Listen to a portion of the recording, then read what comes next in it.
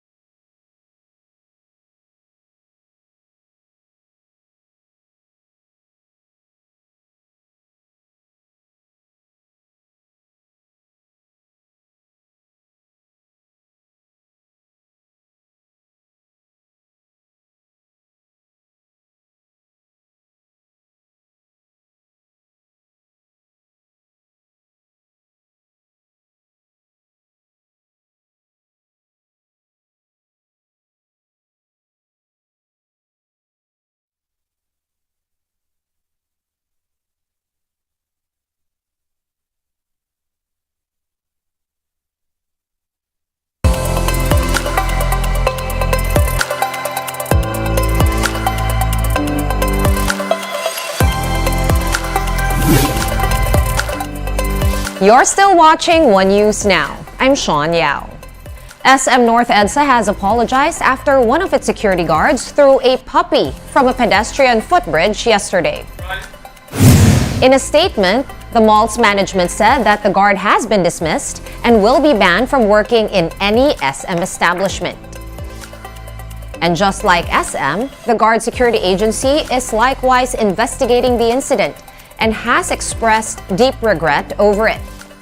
The puppy was allegedly thrown over the footbridge because its owners, 2 minors, refused to budge when they were asked by the guard to leave. The animal was brought to a veterinarian, but was pronounced dead on arrival. The Animal Kingdom Foundation says that the guard could face charges for cruelty under Republic Act 8485 or the Animal Welfare Law, which carries a maximum penalty of 2 years imprisonment and a fine of up to 100,000 pesos. Another animal welfare group, the Philippine Animal Welfare Society or PAWS, has announced that it is filing a case against the security guard. Let's now take a quick look at today's other top stories. The Philippine Ports Authority or PPA is blaming the lack of ships as the reason behind long lines in ports. The PPA said that the number of passengers has increased by 200% from 19.6 million in 2021 to 52.7 million in 2022.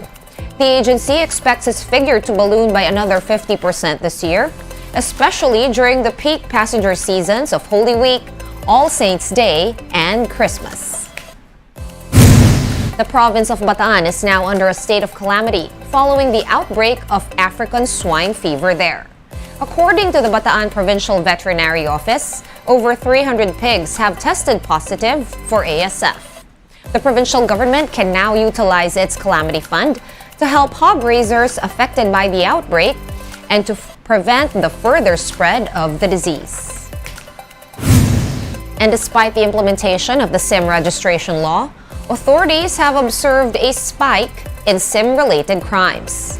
Data from the PNP Anti-Cybercrime Group show that SIM-aided crimes jumped to over 4,000 so far this year.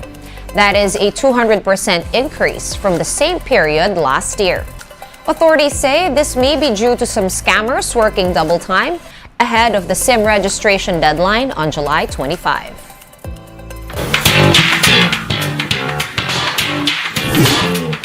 And the MTRCB has given the green light to screen the movie Barbie in the Philippines. The MTRCB said there was, quote, no clear nor outright depiction of the 9-dash line in the film as compared to other movies like Abominable and Uncharted. The agency also gave the Barbie movie a PG-13 rating. Senator Francis Tolentino, who wanted the movie banned, expressed his disappointment over the news, noting that the 7th anniversary of the landmark arbitration ruling that favored the Philippines actually happens today. That ruling invalidated Beijing's 9-dash line claim in the South China Sea. One News Now will be back at 3:15 p.m. I'm Sean Yao. We are One News.